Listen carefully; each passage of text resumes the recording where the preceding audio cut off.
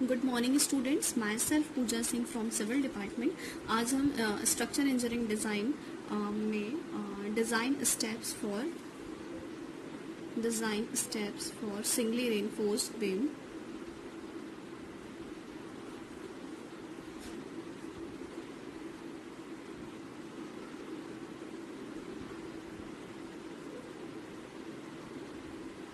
Singly reinforced beam का हम design steps इस वीडियो लेक्चर में डिस्कशन करने वाले हैं। तो इससे पहले लेक्चर में हमने ऑलरेडी स्टडी किया हुआ था कि हमारा सिंगली रेनफोर्स्ड बीम क्या होता है। बेसिकली ये हमारा अगर सेक्शन है और अगर ये हमारा जो है वो न्यूट्रल एक्सिस है, जिसमें ये हमारा कंप्रेशन जोन होता है, ये हमारा टेंशन जोन होता है। तो जब सेक्शन में हम किसी भी एक साइड पे रेनफोर्समेंट प्रोवाइड करते हैं तो क्वाइट ऑब्वियस है कि हम रेनफोर्समेंट क्यों प्रोवाइड करते हैं, जस्ट बिकॉज हमें अपने सेक्शन की या स्ट्रक्चर की टेंसाइल स्ट्रेंथ को भी इंक्रीज करना होता है। तो जहाँ पे हमारा टेंशन क्रिएट होता है हम वहीं पे रेनफोर्समेंट बार का यूज करते हैं। तो सिंगली रेनफोर्स्ड की अगर हम बात करें तो ऑलवेज टेंसाइल जोन में ही हम यहाँ पे रेनफोर्समेंट प्रोवाइड करते हैं। तो जब भी किसी सेक्शन के किसी एक साइड में, दैट इज टेंशन जोन में, रेनफोर्समेंट प्रोवाइड करता है तो उसे हम क्या कहते हैं, सिंगली रेनफोर्स्ड बीम।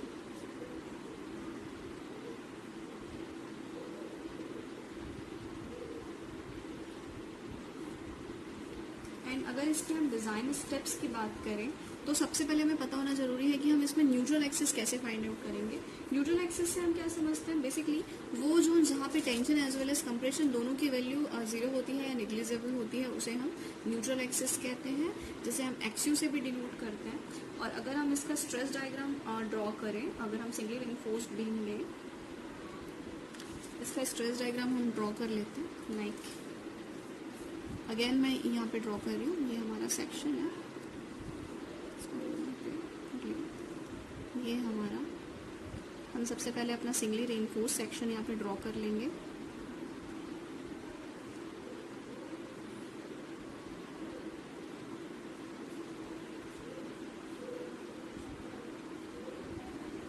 ये हमारा होता है विड्थ ऑफ द सेक्शन।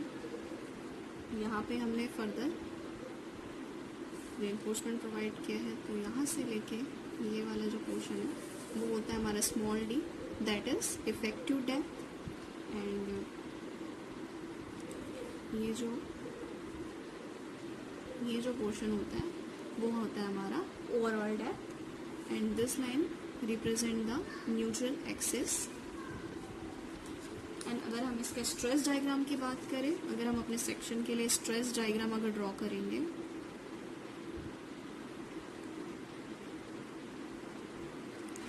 तो ये कुछ इस तरीके से ड्रॉ होगा। ये भी जो हमारा स्ट्रेस डायग्राम है वो केवल जहाँ पे हमारा रेनफोर्समेंट जहाँ तक प्रोवाइड है वहां तक रहेगा। ये कुछ इस तरीके से हम ड्रॉ करेंगे। ये वैल्यू जो हमारी हो जाएगी यहाँ से लेके, ये होती है हमारी सिग्मा ST अपॉन M। ये हो जाएगा हमारा सिग्मा CBC क्यों ले रहे हैं, बिकॉज ये हमारा कंप्रेसिव जोन है। यहाँ पे ST क्यों ले रहे हैं, बिकॉज ये हमारा टेंसाइल जोन है। And this depth is capital D। And ये जो न्यूट्रल एक्सिस के अपर पोर्शन है जिसे हम X से डिनोट करते हैं, तो ये लोअर सेक्शन क्या हो जाएगा, ये वाला सेक्शन हो जाएगा हमारा D माइनस X। तो ये हमने इसके लिए स्ट्रेस डायग्राम पहले ड्रॉ कर लिया। ये हमारा सेक्शन है जो कि जिसमें जो B है वो विड्थ ऑफ द सेक्शन को रिप्रेजेंट कर रहा है।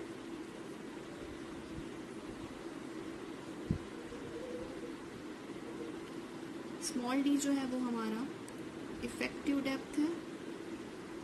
इफेक्टिव डेप्थ हम किसे बोलते हैं, जहां से हम रेनफोर्समेंट प्रोवाइड कर रहे हैं, तो उस रेनफोर्समेंट का सेंटर से लेके जो टॉप पार्ट है वहां के बीच का जो डेप्थ है उसे हम इफेक्टिव डेप्थ बोलते हैं। और ये जो हमारा कैपिटल D होता है वो रिप्रेजेंट करता है ओवरऑल डेप्थ।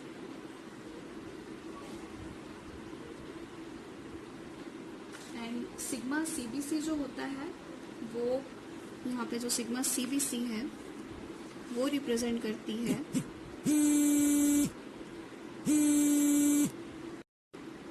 एंड अगर हम सिग्मा CBC की बात करें तो जो सिग्मा CBC होता है वो परमिसिबल स्ट्रेस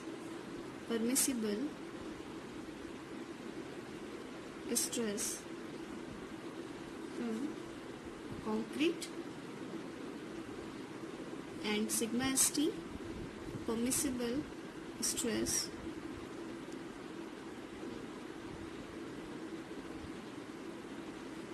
in steel.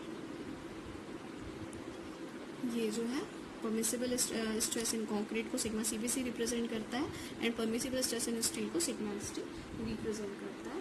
सो अगर हम इस फिगर के बेसिस पे स्टेप्स को अगर हम आगे सॉल्व करें तो ये कुछ इस तरीके से हो जाएगा. सबसे पहले हम क्या करेंगे,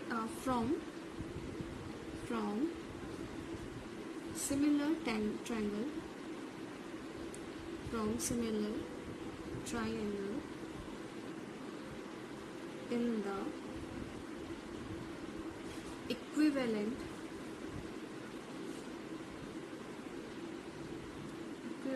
concrete stress diagram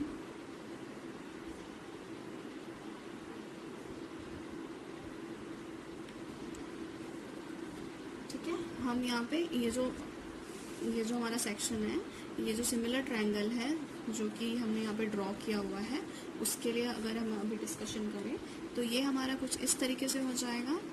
sigma C B C upon sigma S T upon M, जहाँ पे एम किस चीज़ को रिप्रेजेंट कर रहा है, एम यहाँ पे हमारा मॉड्यूलर रेशियो को रिप्रेजेंट कर रहा है. यहाँ पे एम क्या चीज़ है, हमारा मॉड्यूलर रेशियो. ओके. अब जैसे कि हमने ऑलरेडी डिस्कस किया हुआ था, मॉड्यूलर रेशियो क्या होता है, एम हमने ऑलरेडी पढ़ा था, जो कि ई एस अपॉन ई सी को रिप्रेजेंट करता है. ठीक है. एंड ई एस एंड ई सी हमारा क्या होता है ना, परमिसिबल वैल्यू मॉड्यूलर रेशियो के लिए जब भी हम लेते हैं तो ई एस और ई सी हमारा क्या होता है, इसको हम रिप्रेजेंट करते हैं modulus of elasticity for steel and modulus of elasticity for concrete. तो इन दोनों के रेशियो को ही हम मॉड्यूलर रेशियो बोलते हैं. तो ये हो जाएगा कुछ इस तरीके से. And this will be equal to X upon D minus X. X यहाँ पे क्या चीज़ है, हमारा जो न्यूट्रल एक्सिस के अपर वाला पार्ट है, ये हमने ऑलरेडी एक्स से डिनोट किया है, और उसके नीचे वाला जो पार्ट है उसको हमने डी माइनस एक्स यहाँ पे ऑलरेडी रिप्रेजेंट किया है. तो यहाँ पे भी हम उसको ही जनरली लिख दिया है हमने. सो इसको हम नेम दे देते हैं, that is equation number 1. And आगे अगर हम सॉल्व करें from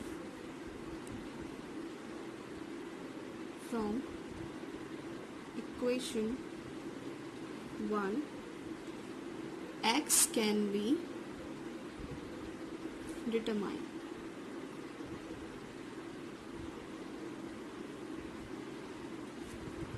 And to find out the area of steel,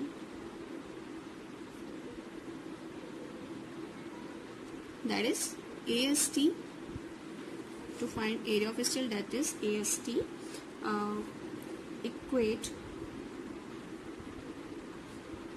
total compressive force C to total tensile force. Okay. अगर हमको एरिया ऑफ स्टील अगर फाइंड आउट करना है तो हमको टोटल कंप्रेसिव फोर्स और टोटल टेंसाइल फोर्स को क्या करना पड़ेगा, इक्वेट करना पड़ेगा, that is C is equals to T. Okay. अब यहाँ पे C हम कैसे फाइंड आउट करेंगे, C हम फाइंड आउट करेंगे area into average, area into average compressive stress. Okay. Area हम कैसे फाइंड आउट कर सकते हैं, एरिया फाइंड आउट करने के लिए अगर हम पीछे जाएं तो हमको एरिया अगर फाइंड आउट करना है तो हम क्या यूज करेंगे, V इंटू एक्स. ओके. जो चीज़ हम यहाँ पे अभी ऑलरेडी अप्लाई करने वाले हैं, तो यहाँ पे हम यूज करेंगे एरिया के लिए V इंटू एक्स. और हमको एवरेज कंप्रेसिव स्ट्रेंथ अगर फाइंड आउट करना है उसके लिए हम क्या यूज करेंगे, sigma C B C plus 0 upon 2. तो ये इक्वेशन कुछ इस तरीके से हो जाएगा, B into x into sigma C B C upon 2. तो तो ये हमारा क्या हो जाएगा, किसकी वैल्यू आ गई है, हमारी सी की वैल्यू आ गई। ओके हमें क्या करना है, हमें जब अगर area of steel find out करना है तो हमको टोटल कंप्रेसिव फोर्स को इक्वेट करना है किससे, total tensile force that is T. तो C will be equal to T. तो अब यहाँ पे सी हम कैसे फाइंड आउट करेंगे, सी हमारा क्या रिप्रेजेंट कर रहा है, यहाँ पे कंप्रेसिव फोर्स को रिप्रेजेंट कर रहा है। तो सी फाइंड आउट करने के लिए हम क्या करेंगे, एरिया मल्टीप्लाइड करेंगे एवरेज कंप्रेसिव स्ट्रेसेस से। तो एरिया हमने बी क्रॉस एक्स से फाइंड आउट कर लिया एंड एवरेज कंप्रेसिव स्ट्रेस अगर हम फाइंड आउट करें तो यहाँ पे sigma C B C plus यहाँ पे जीरो क्यों लिया है, बिकॉज ये सिंगली रेनफोर्स है। हम केवल और केवल डाउन पोर्शन में यहाँ पे रेनफोर्समेंट प्रोवाइड कर रहे हैं, अपर सेक्शन में हम कुछ भी यहाँ पे प्रोवाइड नहीं कर रहे हैं। एंड नेक्स्ट अगर हम यहाँ पे total tensile force that is T अगर हमको कैलकुलेट करना है तो टी के लिए हम सिमिलरली वही चीज यूज करेंगे। इसमें क्या हो जाएगा, एरिया इंटू टेंसाइल स्ट्रेस। तो एरिया हम कैसे फाइंड आउट करेंगे, एरिया ऑफ स्टील है ना, टेंशन जोन में हमने रेनफोर्समेंट प्रोवाइड किया है तो area of steel find out कर लेंगे। एरिया ऑफ स्टील हम कैसे फाइंड आउट करते हैं, that is number of bar to be use into pi by 4 into D square से हम area of steel find out कर लेते हैं। तो A S T into tensile stress को हम किससे रिप्रेजेंट करते हैं, सिग्मा एस टी से। तो ये हमारा अगर C is equals to T compare करें तो ये हमारा इस तरीके से हो जाएगा, B into x into sigma C B C upon 2 that is equal to AST into sigma ST। तो ये हमारा एक इक्वेशन हो जाएगा।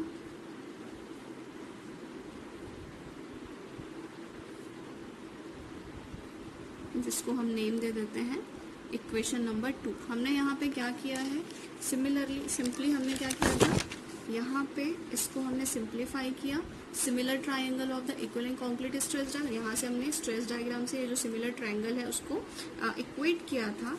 एंड यहाँ पे हमें क्या फाइंड आउट हुआ था, इक्वेशन फाइंड आउट हुआ था, that is sigma C B C upon sigma S T upon M is equals to X upon D minus X, जहाँ पे m क्या चीज को रिप्रेजेंट कर रहा है, m रिप्रेजेंट कर रहा है मॉड्यूलर रेशियो को। एंड मॉड्यूलर रेशियो हमारा क्या होता है, modulus of elasticity for steel and modulus of elasticity for concrete. तो यहाँ से हमें इक्वेशन नंबर 1 फाइंड आउट हो गया था। अब इस इक्वेशन नंबर 1 में हमको x की वैल्यू फाइंड आउट करनी है, तो उसके लिए हमने क्या किया था, and to find the area of steel equate total compressive force C to the total tensile force that is T।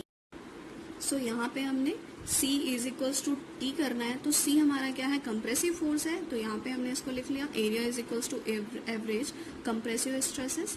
तो एरिया हमने यहाँ से कैलकुलेट कर लिया, that is B cross X and average compressive stress sigma C B C plus 0 upon 2। तो यहाँ से C की वैल्यू हमारी कितनी आ गई, B into X sigma C B C upon 2। And अगर हम टोटल कंप्रेसिव फोर्स की बात करें, सॉरी टोटल टेंसाइल फोर्स की अगर बात करें, जिसको हमने यहाँ पे कैपिटल T से रिप्रेजेंट किया हुआ है, तो ये हमारा क्या हो जाएगा, T is equals to area into tensile stresses. तो एरिया हम जितना भी स्टील हम यूज किया उसका एरिया फाइंड आउट कर लेंगे। इसके लिए हम क्या फॉर्मूला यूज करते हैं, number of bar used into pi by 4 into D का स्क्वायर, जहाँ पे ये जो डी होता है वो डाया ऑफ बार को रिप्रेजेंट करता है, ठीक है। इनटू हम क्या कर लेंगे, सिग्मा एस टी कर लेंगे। नेक्स्ट इन दोनों इक्वेशन को हमने क्या कर दिया, इक्वेट कर दिया, तो हमें एक इक्वेशन नंबर 2 फाइंड आउट हो गया, that is B into x into sigma C B C upon 2 is equals to A S T into sigma S T. And next after calculating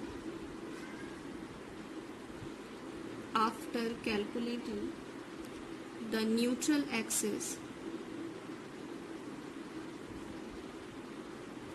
after calculating the neutral axis x from equation number 1 and the area of steel can be found from equation 2. So there are the area of area of tensile steel that is AST is expressed as a percentage of the effective section. Percentage of the effective section, that is क्या होगा, इसको हम किससे denote करेंगे, PT से denote करेंगे. And अगर हमको percentage of steel find out करना है या पीटी फाइंड आउट करना है तो हम क्या फॉर्मूला यूज करेंगे, AST into 100 upon V into D. तो अगर हमको area of tensile steel express करना है, परसेंट ऑफ स्टील अगर हमको इफेक्टिव सेक्शन का नोन है, तो उस बेसिस पे हम ये फॉर्मूला यूज करके हम परसेंटेज ऑफ इफेक्टिव सेक्शन क्या कर सकते हैं, फाइंड आउट कर सकते हैं. सो ये बेसिक हमारे स्टेप्स हैं जिसको हम फॉलो करके हमारा जो सिंगली रेनफोर्स्ड बीम है वो डिज़ाइन कर सकते हैं. तो सबसे पहले हम अगेन इसके रिव्यू पे आते हैं. हमने सबसे पहले क्या किया, सिंगली रेनफोर्स्ड बीम होता क्या है वो हमने समझ लिया है कि जहाँ पे हम किसी भी एक साइड में हम क्या प्रोवाइड कर रहे हैं, रेनफोर्समेंट प्रोवाइड कर रहे हैं. दैट इज हमेशा टेंसाइल जोन में ही करना है, बिकॉज स्टील हम क्यों प्रोवाइड करते हैं, जिससे कि वो टेंसाइल फोर्स को रेजिस्ट कर सके. एंड देन हमने स्ट्रेस डायग्राम ड्रॉ कर लिया है सिंगली रेनफोर्स सेक्शन का. तो यहाँ पे ये जो है बी रिप्रेजेंट कर रहा है हमारे विड्थ को, डी जो है वो रिप्रेजेंट कर रहा है इफेक्टिव डेप्थ को, एंड कैपिटल डी रिप्रेजेंट कर रहा है ओवरऑल डेप्थ को.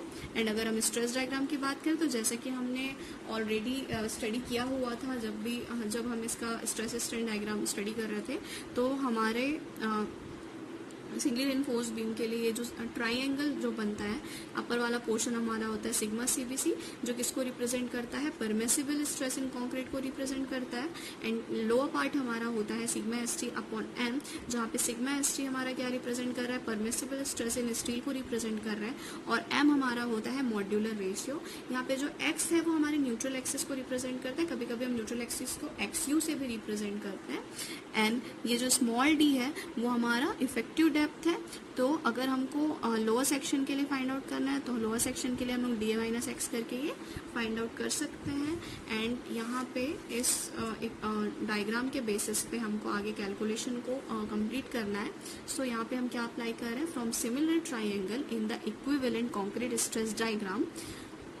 सिमिलर ट्राइंगल यूज करने से हमारा इस तरीके का कुछ इक्वेशन फाइंड आउट हो रहा है, that is sigma CBC upon sigma ST upon M is equals to x upon D minus x.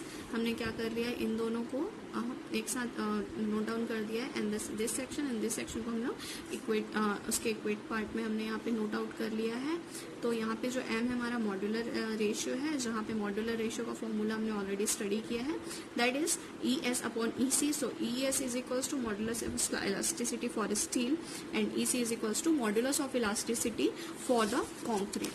And अगर हम नेक्स्ट आगे के पार्ट में डिस्कशन करें तो फिर हम क्या करते हैं, इक्वेशन 1 की हेल्प से हमको न्यूट्रल एक्सिस अगर फाइंड आउट करना है डिटरमाइन करने के लिए, एंड टू फाइंड आउट अगर हमको area of steel find out करना है हम लोग इक्वेशन नंबर 2 यूज करेंगे. तो इक्वेशन नंबर 2 हमको कैसे फाइंड आउट करना है, तो हम इसमें क्या करेंगे, टोटल कंप्रेसिव फोर्स C को टोटल टेंसाइल फोर्स T से इक्वेट करेंगे. तो C is equals to T हमने ऑलरेडी यहाँ पे लिख लिया है. ओके अब हमको क्या करना है, C total tensile compressive force हम फाइंड आउट कैसे करेंगे, तो इसके लिए हम फॉर्मूला यूज करेंगे, that is area cross average compressive stress, that is B cross x into sigma CBC plus 0 upon 2. इन दोनों को हमने मल्टीप्लाई किया तो हमारा क्या आ जाएगा यहाँ पे, total compressive force that is B into x into sigma CBC upon 2. And next हम क्या फाइंड आउट करेंगे, total tensile force find out करेंगे. तो total tensile force find out करने के लिए हम क्या फॉर्मूला यूज करेंगे, area into tensile stresses. So area हम कैसे फाइंड आउट करेंगे स्टील का, pi by number of bar to be use into pi by 4 into D square, way D हमारा क्या रिप्रेजेंट कर रहा है, डायामीटर ऑफ बार को रिप्रेजेंट कर रहा है। हमने ऑलरेडी आगे स्टडी किया हुआ है कि डायामीटर ऑफ बार जो हम लोग स्टीरअप्स के लिए यूज करते हैं वो 6 to 8 mm के बीच में यूज करते हैं, और मेन बार अगर हमको यूज करना होता है तो वो 12 mm से बड़ा होता है, लाइक 12 mm, 16 mm, 18, 20, 22 एक्सेट्रा। सो हमारे पास यहाँ पे टोटल कंप्रेसिव फोर्स आ गया है, टोटल टेंसाइल फोर्स आ गया है। अब इन दोनों इक्वेशन को हम इक्वेट कर देंगे तो हमारा वैल्यू फॉर्मूला कुछ इस तरीके से बन जाएगा, that is B into x into sigma CBC upon 2 is equals to A S T into sigma S T. तो इसको हमने इक्वेशन नंबर 2 नेम कर दिया है। एंड आगे अगर हमको कैलकुलेट करना है न्यूट्रल एक्सिस के लिए तो हम इक्वेशन नंबर 1 का यूज करेंगे। एंड अगर हमको एरिया ऑफ स्टील अगर फाइंड आउट करना है तो हम इक्वेशन नंबर 2 का यहाँ पे यूज करने वाले हैं। एंड अगर हमें the area of tensile steel is express as a percentage of effective section, तो हमें यहाँ पे पीटी फाइंड आउट करना है। तो पीटी फाइंड आउट करने के लिए हम फॉर्मूला यूज करेंगे AST इंटू 100 अपॉन बी, जहाँ पे जो हमारा AST है वो एरिया ऑफ स्टील को रिप्रेजेंट कर रहा है, B हमारा रिप्रेजेंट कर रहा है विड्थ ऑफ सेक्शन को, और D हमारा जो है वो रिप्रेजेंट कर रहा है effective depth of the section को। सो इस डिजाइन स्टेप्स को फॉलो करके हम आगे न्यूमेरिकल सॉल्व करेंगे। Thank you.